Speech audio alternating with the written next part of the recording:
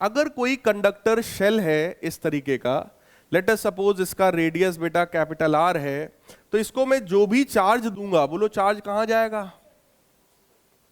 Surface पर।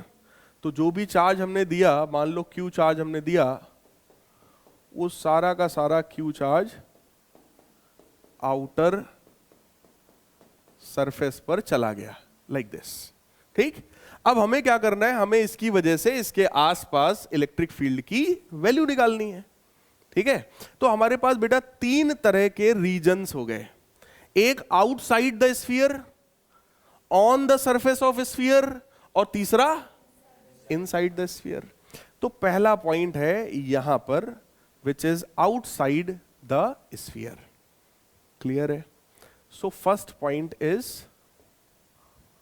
Outside point. तो बेटा एक चीज बताओ, अगर कोई पॉइंट आउटसाइड पॉइंट है, बाहर का पॉइंट है, और यहां पर इलेक्ट्रिक फील्ड निकालनी है, तो इलेक्ट्रिक फील्ड निकालने के लिए सबसे बढ़िया तरीका कौन सा है? Gauss theorem. इजी, वही हम लोग लगा रहे हैं बार बार, उसी की प्रैक्टिस कर रहे हैं। तो हम लोग क्या करेंगे, एक गॉसियन सरफेस यहां से पास होता हुआ अज्यूम कर लेंगे। So let us consider a Gaussian surface like this, और इस गॉसियन सरफेस का रेडियस हमने मान लिया स्मॉल आर के बराबर। सही है? किसी भी स्फीयर में बोलो एक ही तरह का एरिया होता है, तो हमने एक ये एरिया कंसीडर किया। पॉजिटिव चार्ज है तो इलेक्ट्रिक फील्ड बोलो अपने से दूर क्रिएट करेगा, और ये जो एरिया वेक्टर है ये भी बोलो इधर ही होगा। कोई डाउट तो नहीं किसी को? पक्की बात है। तो इलेक्ट्रिक फ्लक्स की जो वैल्यू आती है, वो इलेक्ट्रिक फ्लक्स बेटा कितना होगा? Q n by epsilon naught. और इलेक्ट्रिक फ्लक्स की वैल्यू क्या होती है? Closed integral E dot d A is equal to q n by epsilon naught. जरा मुझे बताइए, इलेक्ट्रिक फील्ड और एरिया के बीच का एंगल कितना है? cos जीरो कितना होगा? सो it will become E integration of D A cos zero 1 हो गया, क्यू इन अंदर का चार्ज बताइए जरा। इस गॉसियन सरफेस के अंदर देखो, क्यू इन का मतलब होता है charge inside the Gaussian surface. तो बेटा गॉसियन सरफेस, ये जो व्हाइट वाला सरफेस है, इसके अंदर कितना चार्ज दिख रहा है? हमको तो पूरा ही दिख रहा है। बोलो यार, सारा चार्ज अंदर ही है कि नहीं है? भाई सारा चार्ज येलो कलर से है, चेक करो, व्हाइट वाले के अंदर ही है पूरा डायग्राम। इसका मतलब सारा चार्ज अंदर ही हो गया। That is equal to Q by epsilon nought. So it will become E integration of D A, मतलब total area A. Total area कितना होगा इसका? 4 पाई आर बराबर क्यू बाई। तो जरा चेक करो बेटा, इलेक्ट्रिक फील्ड कितनी आएगी?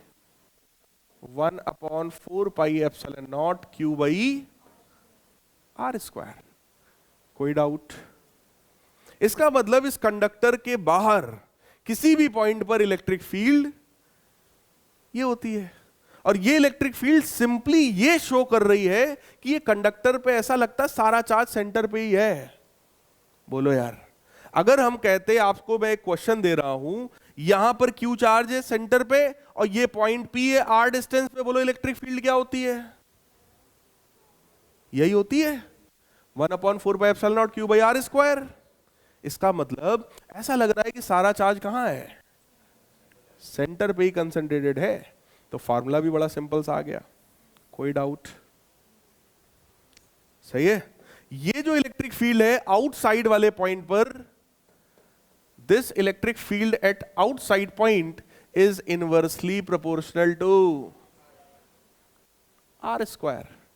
जैसे जैसे ये डिस्टेंस बढ़ेगा वैसे वैसे इलेक्ट्रिक फील्ड घटता जाएगा, और यही अभी तक आपने पढ़ा भी है कि चार्ज से दूर जाने पर इलेक्ट्रिक फील्ड कम होता है।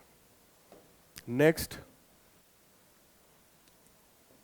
एट सरफेस पॉइंट, मतलब जो पॉइंट है वो आउटसाइड ना होकर अगर सरफेस पर हो तो क्या होगा?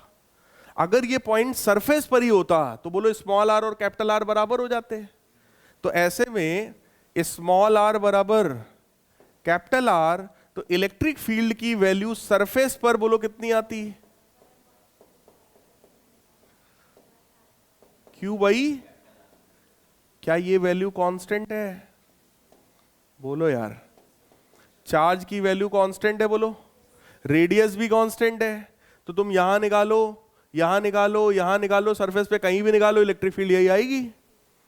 इसका मतलब ये वैल्यू फिक्स है, मैक्सिमम वैल्यू है, कांस्टेंट है। पक्की बात? अच्छा, अगर पॉइंट अंदर होता तो, इनसाइड पॉइंट होता तो बताइए।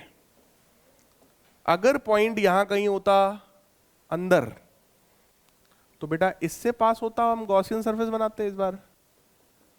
बताओ भाई, सही है? इस बार ये होता स्मॉल आर।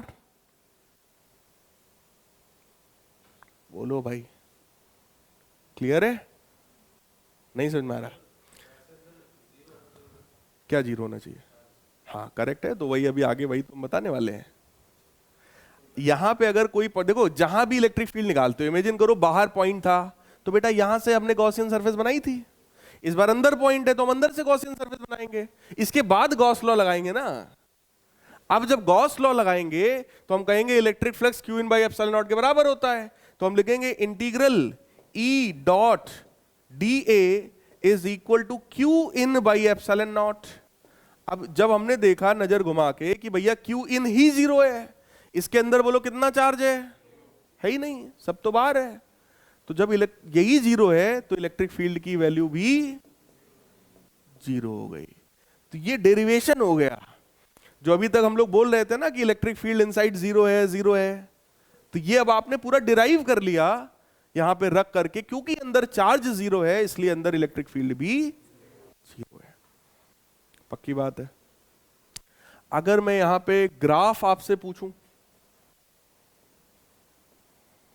कि यहां पे डिस्टेंस है और यहां पर हमने वाई एक्सिस पर इलेक्ट्रिक फील्ड लिया, ठीक, एक पॉइंट आएगा ना स्मॉल आर बराबर कैपिटल आर, सरफेस का पॉइंट। इसके पहले जो है वो small r less than capital R है, मतलब इनसाइड वाला पॉइंट, और इसके बाद जो है वो small r greater than capital R, मतलब आउटसाइड पॉइंट। बोलो भाई, तो ये ग्राफ कैसा बनेगा? कैसा बनेगा?